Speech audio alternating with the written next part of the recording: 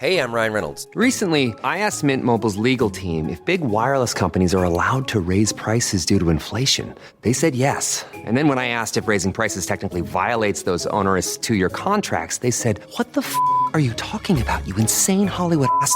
So to recap, we're cutting the price of Mint Unlimited from $30 a month to just $15 a month. Give it a try at mintmobile.com/switch. $45 upfront payment equivalent to $15 per month. New customers on first 3-month plan only. Taxes and fees extra. Speed slower above 40 gigabytes. See details.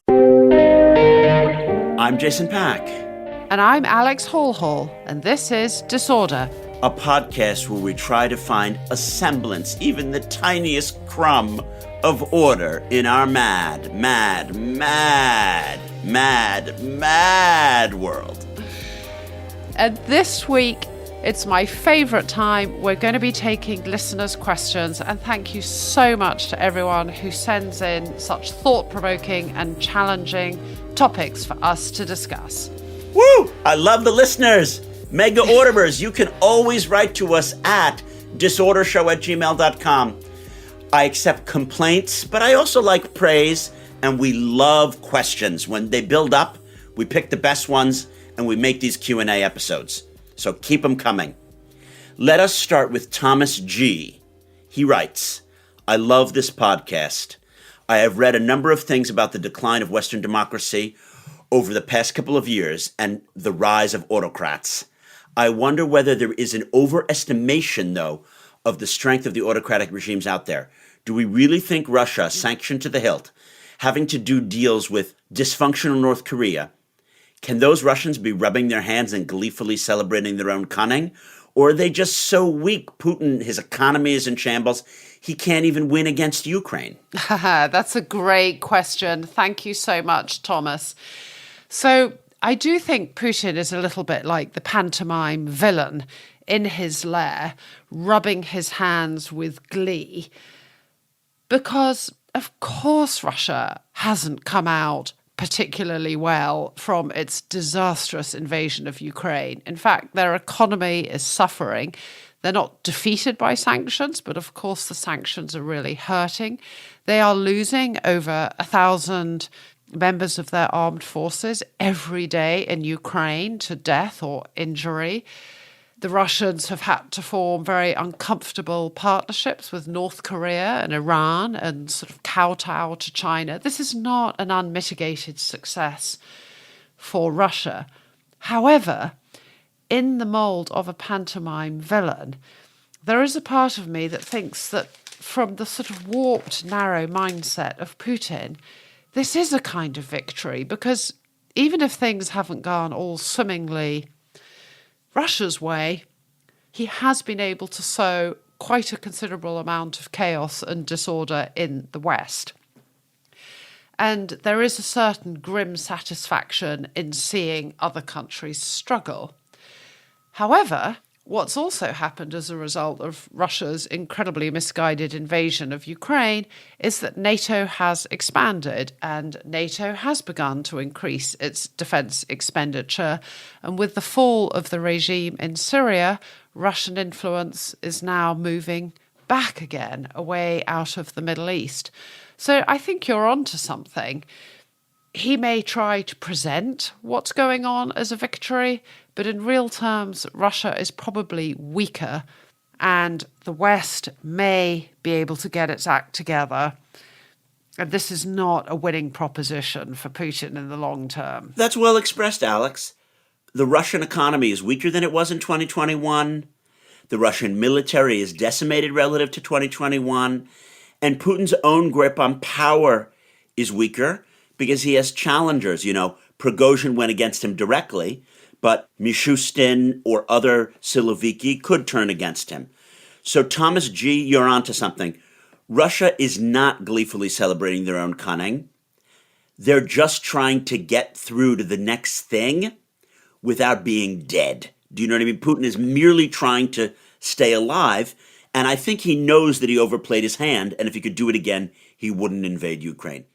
Can I just add one more thought on this, which is there's been quite a lot of commentary about powers in the world realigning and China and Russia forming this new anti-American axis, sort of building it around the BRICS organization, which is expanding and is a grouping that now includes over 50% of the world's population and a considerable amount of rich countries.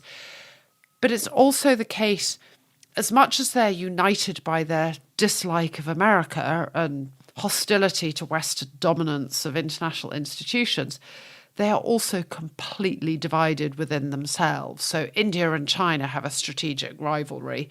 Russia and China are partners, but they are also rivals.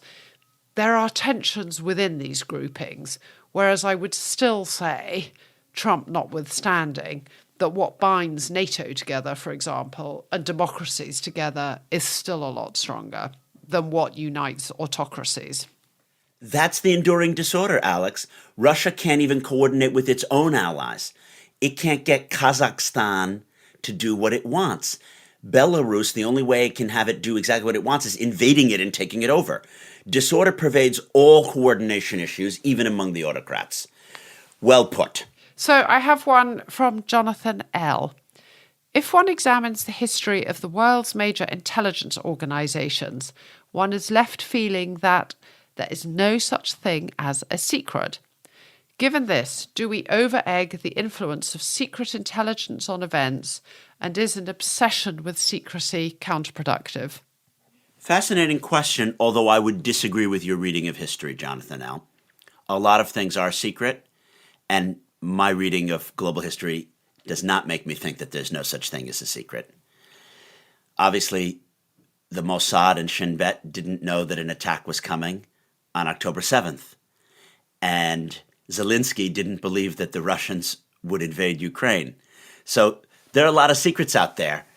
No one knows if Trump is going to propose tariffs or not. The Chinese are trying to do deep dive human intel infiltrations into Britain and U.S. political circles and intelligence circles, but they barely understand how our government works. They don't know if the tariffs are coming. So a lot really is a secret. A lot is a secret in the minds of the decision makers, as well as in the minds of our apparatuses. The reason why the secret documents case is so important, and Trump should have gotten behind bars for it, is those documents about Israeli capabilities and about Saudi actions and about sources and methods, they're genuinely secret. The British and American intelligence communities really work. They have sources and methods and human assets which are secret.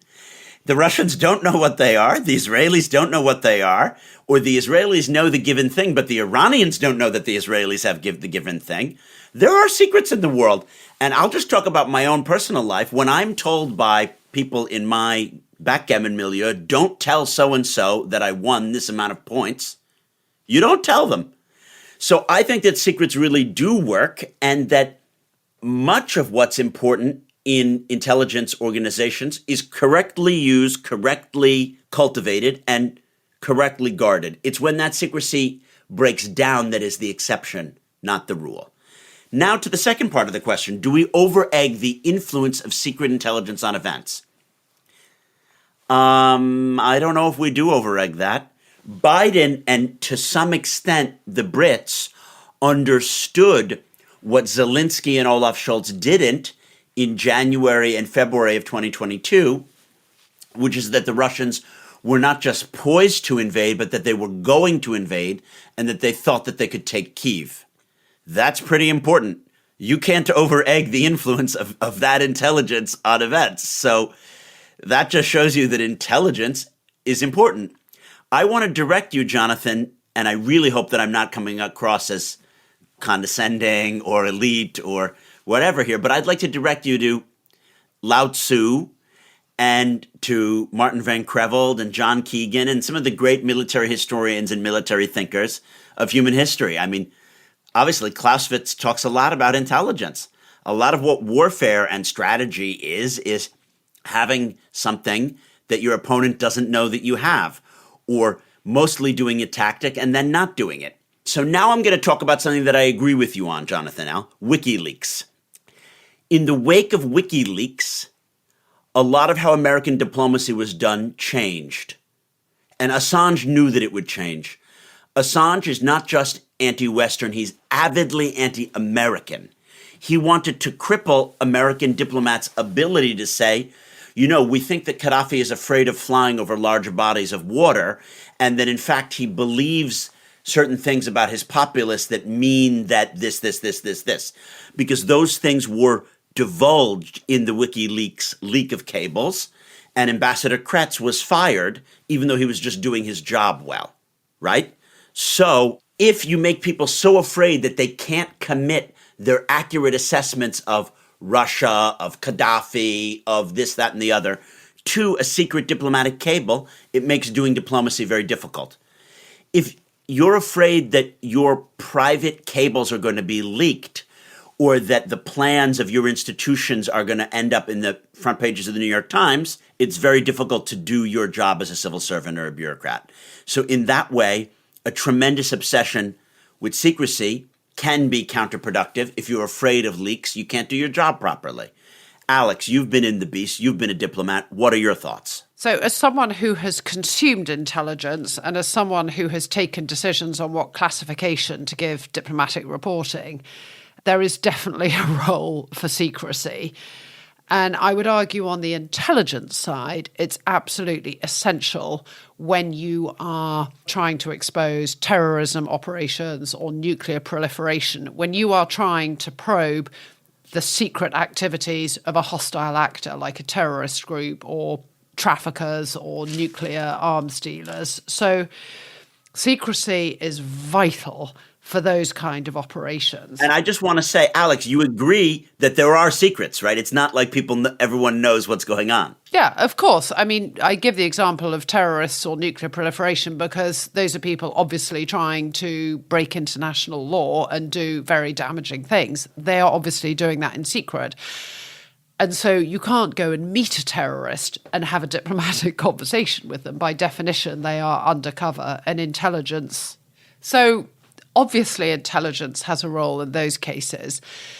There's a second layer where you are giving political analysis, which would be the classic in a political cable. And quite often, it's not that your analysis is totally different from what you would read in an analysis in the Washington Post or the Times. I mean, they also have intelligent journalists and analysts who are often talking to a lot of the same people that you are talking to and assessing the political developments in a country. However, you still might want to classify your own diplomatic report for two reasons. One, it's the fact that you're saying it, that this is your official report back to your capital. So it's the official position of the UK government. It's not just one more opinion. And secondly, you are often trying to protect sources who are telling you things in confidence. And as a diplomat, you are constantly trying to build trust with your interlocutors. And they will say, well, I shouldn't really be telling you this. However, I have heard that the government is planning to do this. And you are protecting your source. So it's not even that they're offering something that you may not have heard from somebody else, but it's building a picture and you want to protect your source. The one time I think secrecy is absolutely wrong is when it's used to cover up government misdeeds. And that is the real problem we have, is when governments say it's not in the national interest to release this report on what went wrong in the post office scandal or the tainted blood scandal or the procurement of equipment during COVID and the investigation into Russian influence on the Brexit vote, which Boris Johnson refused to release. It's when governments use secrecy to cover up their own failings and mistakes that it's a problem. That was a tour de force, Alex, in how diplomacy works. And I hope that not only answered your question, Jonathan, but really gave some insights into the policy-making process for other listeners who might be curious. We should talk about related topics like this more, Alex. So I have one for you from Jose C. from Costa Rica. 10 or 15 years ago, Bernie Sanders was the Democrat Party's most vocal defender of blue-collar worker rights. I always thought his ideas were mostly ignored. The party had drifted to a centre position that rallied globalisation and other topics over blue-collar concerns. Bernie Sanders proposed general solutions for US society that were considered too left-leaning, for example, universal free higher education. Blue-collar workers, being conservative in family values, were easily taken in 2016 by Trump, who used a right populist message. The shift in the USA of Midwestern blue-collar workers from Democrat to Republican in 2016 was a pivotal shift in voting demographics, one of the main reasons for the USA's turn to the right, and a direct consequence of the Democrat Party's inability to listen to Bernie Sanders' warnings to take a stronger turn to the left in support of blue-collar needs. Would you agree with this assessment? Is it possible to reverse the damage? Should we have listened more to Bernie Sanders, effectively? Jason. Jose, that is a fantastically astute analysis of the great realignment in American politics. I wish Americans had as much knowledge of this topic as you seem to. Yes, workers, not just in America, but in Britain and elsewhere, have shown themselves conservative socially, but for redistributive policies economically. And I empathize with them. I'm socially conservative, and I want a redistributive economic state. But the Republicans or the Reform Party or Marine Le Pen don't actually offer that. They say that they're going to do that, and then they eliminate taxes, screw workers, and allow jobs to go overseas. That's why it's neo-populism. So what we need to keep in mind is it's not like the Republicans encroached by doing stuff that was actually good for workers. They just said they would do stuff that's good for workers.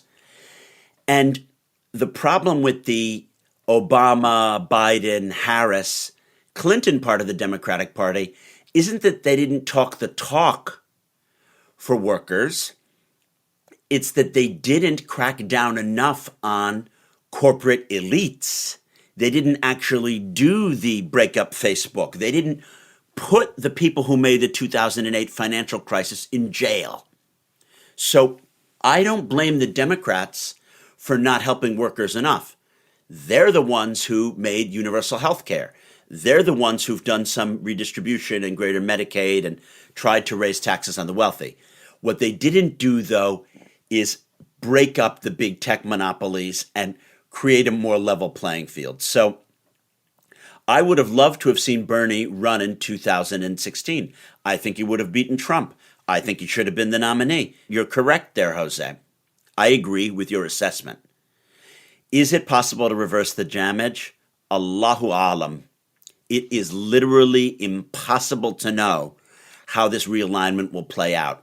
I do have a fear that the good populism on the left has been driven out by bad populism on the right, and that populism is going to get such a bad name because where populism is coming into power, in Hungary, in Israel, if Marine Le Pen wins in France, it's always neo-populism without real solutions.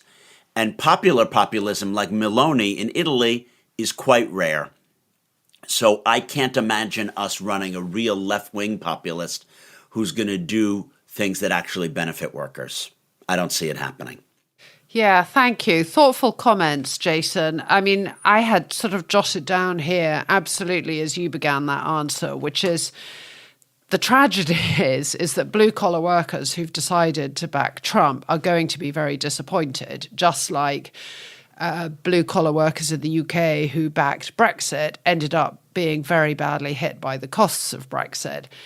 Trump's policies are not going to lower inflation. They risk raising inflation. His campaign on immigration may drive up labor costs for everybody. And tariffs and protectionism are not going to work in the American economy's favor and will harm blue-collar workers. What worries me, however, is that what might happen in the US, I mean, there ought to be a natural swing when it becomes apparent that Trump's policies aren't working. And, for example, the Republicans are in charge of both the House and the Senate, so they really can't blame this on Democrats. They nevertheless will use the narrative, well, we just need to try even harder. There's still elements of the deep state that are obstructing us, or there are lawyers who are obstructing us by bringing court cases, or there are Democrat mayors who are resisting our efforts on deporting immigrants by continuing to act as sanctuary cities, or it's China still trying to undercut us. And the narrative will be, we just need to go even further and push even harder. And they will continue to blame the deep state, China, lefty lawyers, and immigrants, rather than the real issues. And I say that just because that's exactly what happened in the UK under Brexit, which is, as Brexit got ensnared in its own contradictions and very visibly was not producing any tangible results, successive British prime ministers, instead of openly admitting that Brexit was a mistake, have just started saying, well, it hasn't fully been delivered yet, or it hasn't been done well enough, or the deal was flawed, or the EU is punishing us. And now we have a Labour prime minister who is still trying to campaign and govern on the basis, well, we just need to make Brexit work, rather than acknowledging that it was a bad idea in the first place. So I do worry we have unleashed something on the populist right that will be used not to course correct, but to say, well, we just need to go further, and there are still these forces resisting us. So thank you for that one. So here's one for you, Jason. It comes from George C. The recent Trump crypto boom leads to a question of when the crypto bubble will burst. We know from the fall of FTX that crypto is big enough to destabilize or even disorder traditional financial markets. Are we on an inevitable path towards a bursting crypto bubble? If so, are we prepared, or are governments leaving us exposed? And I leave this one entirely to you, Jason. George C., love the mega order in question. Critical issue, brilliantly phrased. Yes, we are on an inevitable path towards a bursting crypto bubble. That's exactly right. Crypto has become an important asset class, and it makes sense to have it as a hedge in your portfolio, like gold, or like, for example, having some Asian equities to balance your American equities. Makes sense. It's good to have it. But this degree of bubble, this degree of it booming now, is out of proportion. It's based on the irrational exuberance that markets tend to have when interest rates are low. If we go back to Alan Greenspan, we saw that when interest rates are low and the economy is doing well, multiple asset classes can bubble at once. We had a stock market bubble, a housing bubble, a subprime mortgage bubble, and a tech bubble all at once. Then, when the economy is seen to contract, people pull money out of stuff because they needed to pay their mortgages or they needed to pay their kids' tuition, and then that asset bubble crashes. But then if that asset bubble crashes, their housing crashes and their other loans crash. So I think that the crypto bubble will continue so long as Trump is in office, he pursues a pro-crypto policy, and the economy is doing well and interest rates are low. However, as soon as all of those conditions are not met, say the Republicans would not all be in office, Trump would be out of office, and there's the threat of crypto regulation, or interest rates would get really, really high. In other words, money becomes expensive.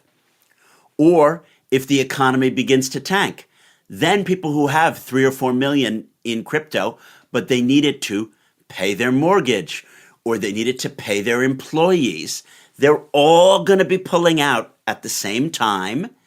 And you're going to have herding effects. And as soon as it goes down a little, people will be like, oh my God, the crypto bubble might be bursting. I better get my crypto out right now. I got to get the money out right now.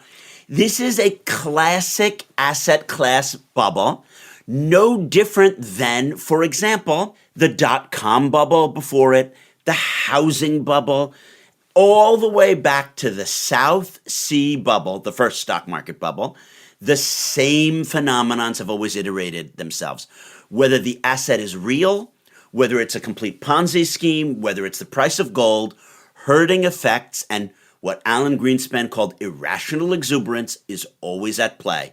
So I am very worried that when Trumpian policies, which are meant to achieve populist signaling, actually disorder the economy, there could be a massive correction in asset prices, not only on the NASDAQ and the New York Stock Exchange, but on crypto and on the real economy and on housing prices. If there is a collapse, it could be a full sector collapse, and then crypto will take it on the chin because it's one of the more volatile of asset classes. So, great question, George, and I am very worried about the disorder of a genuine collapse, like a complete polycrisis that we might experience. After the break, some more listener questions.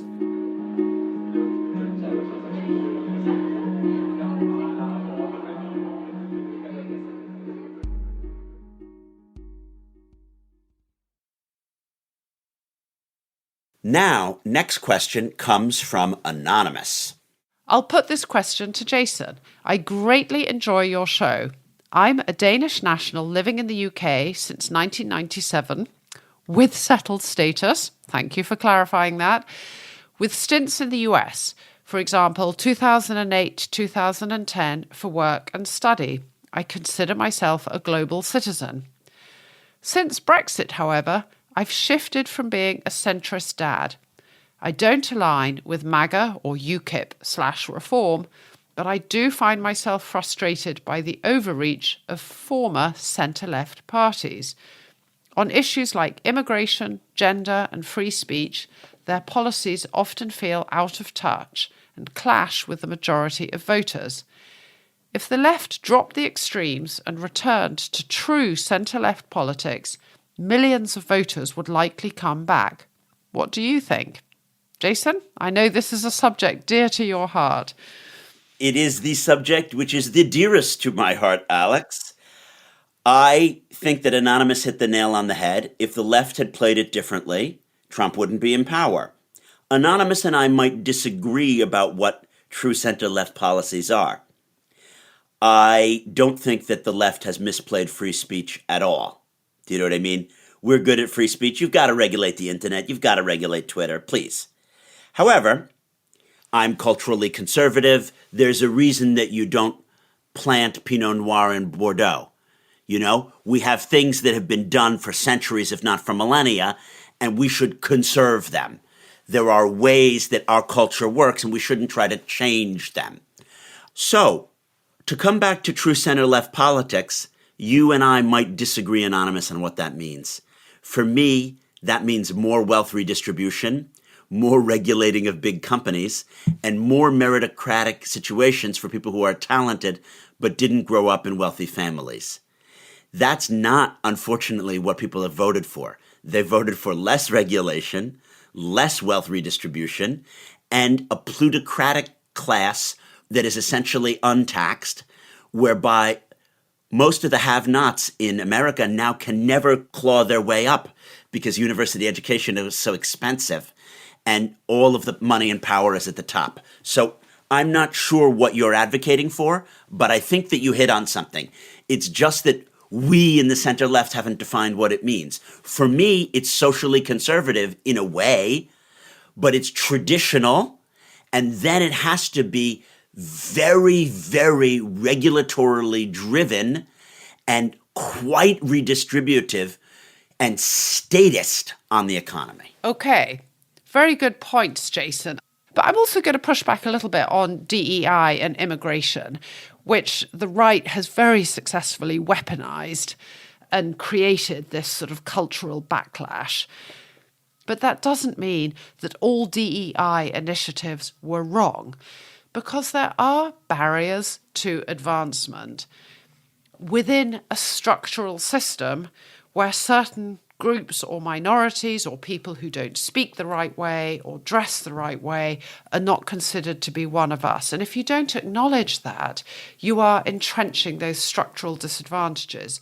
All advancement should be merit-based, but I do think you have to acknowledge that if you have, for example, a diplomatic service where all women have to leave if they get married, or there are no female that's ambassadors. Insane. That's not fair. Or you have, but that used to be the way. I know. Or you have... But no one is saying to go back to that, Alex. Exactly. So that's what I'm saying, is that it doesn't mean you swing the pendulum entirely the other way. And clearly on immigration, the asylum laws were written in the aftermath of World War II. They were considered as applicable to offer refugee status for individuals, for dissidents, for known individuals, not the kind of mass movements we have today. And what I worry about what Trump is doing is he is pushing this to another extreme. But I don't think you're getting at what Anonymous has said here. You're doing a lot of details. And again, we've litigated this before, so I don't want to get too lost in this topic right now, Alex. Everything that you said on the details is correct. However, Anonymous is also correct, which is that a perception of so much swing and change on how we talk about gender, how we talk about immigration, did leave people in the heartland of America and in Northern England feeling that they're out of touch with Washington definitely. and Westminster. No disagreement from me. My response is we shouldn't just litigate the details on the center left. We should say we want to be in the center culturally, and we value traditional American and British and Christian and Western and Judeo-Christian values, and we're not going to just throw them to the winds. We're going to articulate them and stand for them. Great question, Anonymous. Now, I would like to read you one from Allison. Allison J. writes, "Thank you for the podcast. I see hope in the fact that you keep going." Now, I'm going to interject. Thank you, Allison. I see a lot of hope in it as well. Alex says we might campaign for our values as opposed to the populism and authoritarianism of Putin, Netanyahu, and Trump. Can she spell this out some more? I've been a teacher all my working life trying to inspire critical, ethical, and experimental approaches to open hearts and minds and address some of the fear that Alex talks about. But in La La Land, it feels like she's saying all of this, all of what I think she means she's doing, Allison, might be resented and resisted as a hostile incursion. So, Alex, what should we do? That's a great question. Thank you. And I think it follows very nicely on from Anonymous's question about, has the pendulum swung too far? Have the left gone too far on things like gender and immigration and diversity initiatives? I think a big reason that the Democrats lost is because they didn't just fail to address the concerns of ordinary voters. They were perceived to be sending a message to ordinary voters that they were wrong to have those concerns in the first place. They were wrong to think that inflation was happening. They are wrong to think there is too much immigration. There was a tonal element of judgment that you are wrong, that you are racist, that you are bigoted, that you are uneducated, and that you have the wrong views. And that is something that I think has been conveyed by liberal elites. That it's not just that your ideas are mistaken, but that you're wrong to even think about them. And so I kind of feel what we need to do a better job of doing is how do we engage with people at where they are, to understand what their fears and concerns are, to acknowledge them. We may think that their proposed solutions are wrong, but they are entitled to have those views. And then what is the right approach to address them? And the example I'd like to give is coming back to sort of the Brexit analogy.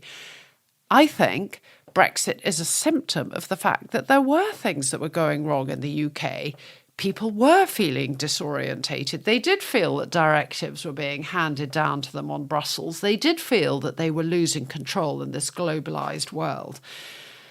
And the issue was that Brexit was the wrong solution, but there were real issues to be addressed. And the same is true with Trump. Trump and populists and authoritarians are often quite good at putting their finger on the button, on identifying some of what voters feel concerned about. The issue is that their proposed solutions are not constructive or good. They are playing to people's fears and extrapolating on them to gain power themselves. They're not actually interested in resolving and addressing those concerns. And Biden and Starmer in the UK are incredibly poor communicators. And Obama was a wonderful communicator if you are an intellectual elite, but he came across as way too lofty and pedagogical for ordinary people. You need to find leaders who can identify with people's concerns and then appeal to their better natures and offer solutions that address them, but don't just dismiss those people as wrong or bigoted. And that's where I feel we have failed to do that. And the reaction to Trump's election, absolutely proves the point. I was completely gobsmacked on Twitter and on social media to see the number of commentators who were like, well, right, well, that's fine then. Americans are just a bunch of bigoted, racist morons. That's just not true. It's just not true. And so we have to not dismiss people's concerns. We have to address them and offer better solutions. That's my prescription. 100%. And I've been saying since 2018 that neopopulism points out real problems. That's the nature of the enduring disorder. There was disorder before there was Trump and Brexit, and that allowed Trump and Brexit to come into being. If there was a good and sustainable order, you never would have had Trump and Brexit. They're symptoms. They're not just symptoms, but they're primarily symptoms. They then exacerbate the exact situation which allowed them to get into power. I want to draw, though, on what I think Allison is getting at here. How does it feel in La La Land? In La La Land, people that Zella hangs out with in West Virginia do resent all the well-intentioned teachers doing their experimental approaches to open hearts and minds and holding hands and kumbaya. And that's really tough. I do think we need to hold hands and do some kumbayas, but they, in the neo-populist right, are going to malign what we're doing. I'm aware that I'm seen as, a bloviating, transatlantic, global elite podcaster. Do you know what I mean? They're going to malign it, but I think that we still have to do, Alex, those things that we think are going to make the world a better place. So I'm going to still have my podcast where I talk about win-win solutions, and I may occasionally quote Hegel on the podcast because I want to and because I think that it's appropriate. You go ahead. From Zella's point of view, she doesn't like the sense of being condescended to. I'm not condescending. I'm quoting Hegel. No, not you. No. I'm picking up Alison's point. She's right. There is a sense where it can come across as condescension, that we know better than you.